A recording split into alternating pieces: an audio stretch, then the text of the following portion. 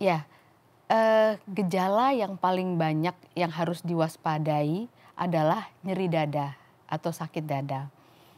Walaupun, kita kami sebagai dokter harus memeriksa lagi apakah memang benar sakit dada atau nyeri dada ini diakibatkan oleh serangan jantung. Bahasa awamnya kan lebih sering disebut serangan jantung.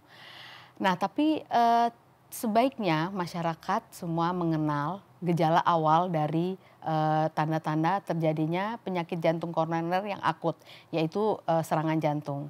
Karena mungkin saya jelaskan dulu, penyakit jantung koroner itu ada yang stable istilahnya, ada yang akut, yang sering kali membahayakan bahkan bisa sampai, eee, berakibat fatal adalah yang serangan yang akut.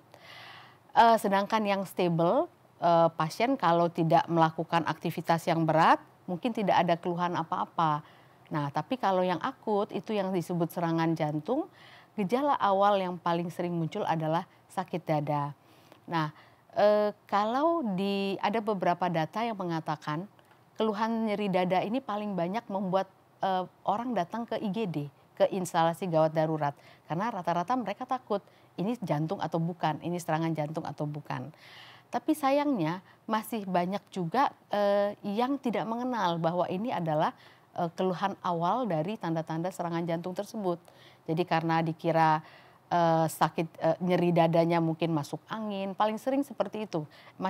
Di masyarakat kita yang paling banyak, terlewatkan adalah mereka karena rasanya seperti masuk angin, ada yang menyebutnya angin duduk dan lain sebagainya, seringkali mereka tidak awas bahwa itu adalah gejala awal dari serangan jantung tersebut.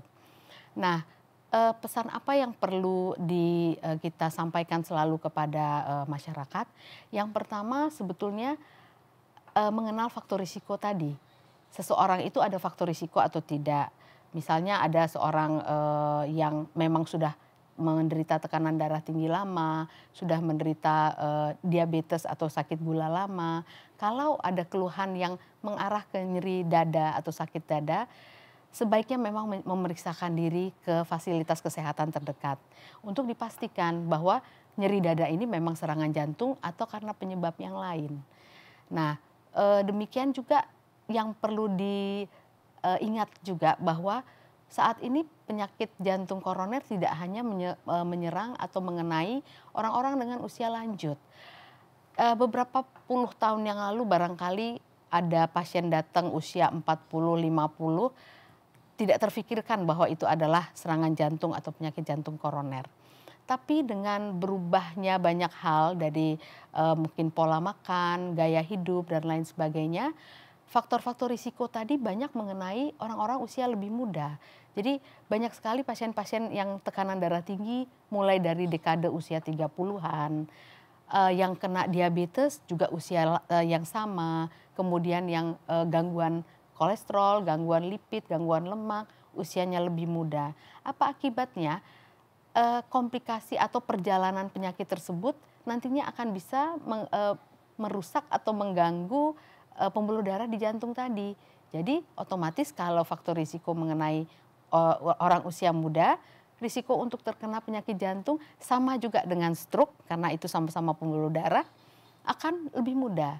Jadi kalau pada pasien-pasien, usia muda, usia produktif dan yang tadi saya sebutkan pasien laki-laki, karena, memang prevalensi laki-laki lebih tinggi, mereka harus, waspada. Sebaiknya memeriksakan diri ke fasilitas kesehatan untuk memastikan ini nyeri dadanya karena serangan jantung atau bukan. Nah, ada beberapa keluhan tambahan lain yang, bisa ada bisa tidak, misalnya sesak nafas. Jadi seringkali pasien datang mungkin nyeri dadanya nggak terlalu dirasakan, tapi begitu sesak nafas, jadi, mau aktivitas, mau berjalan aja susah karena nafasnya berat, baru mereka datang ke, instalasi gawat darurat misalnya. Atau ada yang sampai keringat dingin, mereka sering bilang kayak habis mandi gitu, bajunya basah. Nah, itu merupakan salah satu gejala, ikutan yang sering muncul pada saat pasien seorang itu terkena serangan jantung. Keluhan lain berdebar-debar atau kadang-kadang seperti mau pingsan. Jadi ada beberapa keluhan tambahan, tapi yang paling banyak adalah rasa nyeri dada atau rasa tidak nyaman di dada tadi.